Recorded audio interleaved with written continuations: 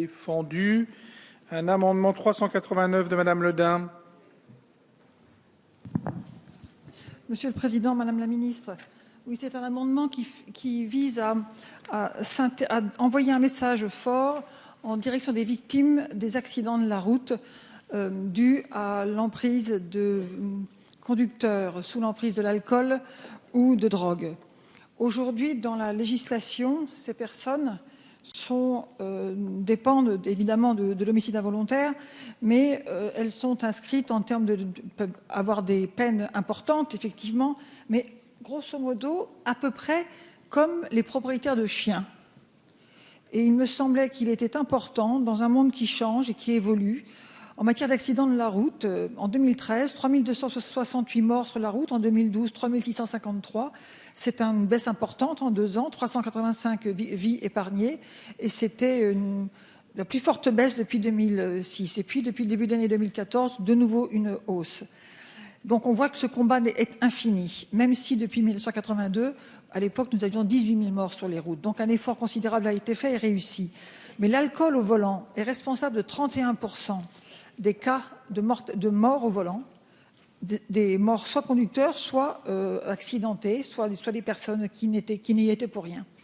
Le cannabis est le responsable de 14,5% des décès. Et quand le cannabis seul, on augmente par 2 le risque de tuer quelqu'un au volant. Et quand on a le cannabis plus l'alcool, le risque est multiplié par 14. Alors l'alcool au volant, la mort au tournant, le cannabis au volant, la mort au tournant, c'est évident. Et il me semble qu'aujourd'hui, il convient de dire clairement dans le droit que cet homicide involontaire, il dépend quand même de la volonté de la personne qui a décidé de prendre le volant.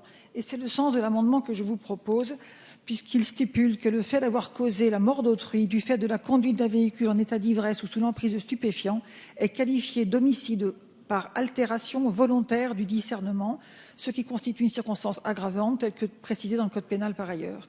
Et c'est cette notion d'introduire dans l'homicide involontaire la notion de volonté de celui qui a pris le volant après avoir bu de l'alcool ou pris des substances illicites qui altèrent le jugement.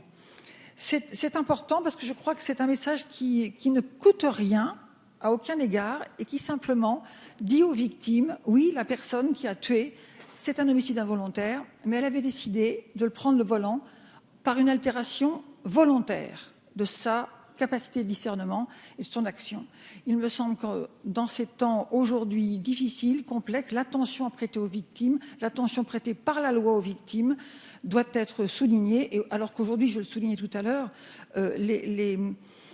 les amendes, les peines encourues eh bien, sont de même nature quand on a tué quelqu'un en état d'ivresse ou après avoir pris de la drogue au volant que lorsqu'on a mal tenu son chien et qu'il s'est mal comporté, qu'il a agressé une personne et qu'il l'a tué. Et je crois que symboliquement, la différence est conséquente et importante. Le chien a sans doute fait des bêtises, le maître l'a mal tenu, mais quelqu'un qui a délibérément pris son véhicule, après avoir fumé de la drogue ou pris de la drogue et pris de l'alcool, je crois que ça nécessite la force des symboles et que ces symboles, je voulais vous les proposer dans cette formulation, l'homicide involontaire par altération volontaire de conscience. Voilà, tout simplement.